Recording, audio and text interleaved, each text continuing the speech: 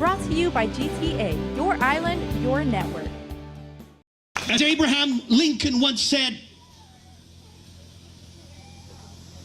a house divided will fall. During a party meeting in Agate last week, Governor Eddie Calvo said that over the past few terms, the Republican minority in the Guam legislature has been unified in working together with the administration. But the last 2 years have been difficult, he says. Calvo cites the override of his veto of a retirement reform measure that eventually became law this year. In order for that override to be successful, one Republican had to vote with the Democrats. Two, however, did. That is what happens when a family is not united.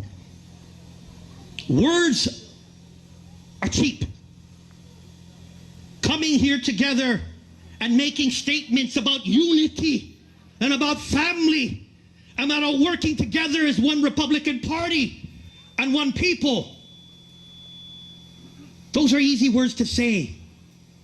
But when it comes time for action, that is, you see, the true heart and the true soul of our Republican leaders. During the meeting, the governor thanked all the Republican incumbents with the exception of Senators Mary Torres and Jim Espaldon. Prior to the Agate meeting, both received phone calls informing them they were not invited to any more Republican rallies. Senator Torres, however, showed up to the meeting in Agate. Her brother, former governor and Republican congressional candidate Felix Camacho, yielded his time to allow her to speak. A part of that speech was posted on social media. Regardless of whether we are able to say to the other, excuse me, but I would like to also have a point of view. That's really what it is. It's not about being disrespectful, because we all have to rely on each other. There's a phrase that says, debate is not disunity. It is the essence of democracy.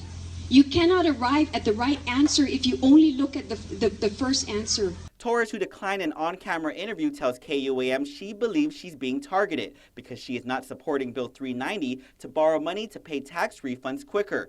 Senator Espaldon declined to comment but does confirm he does not support the legislation either.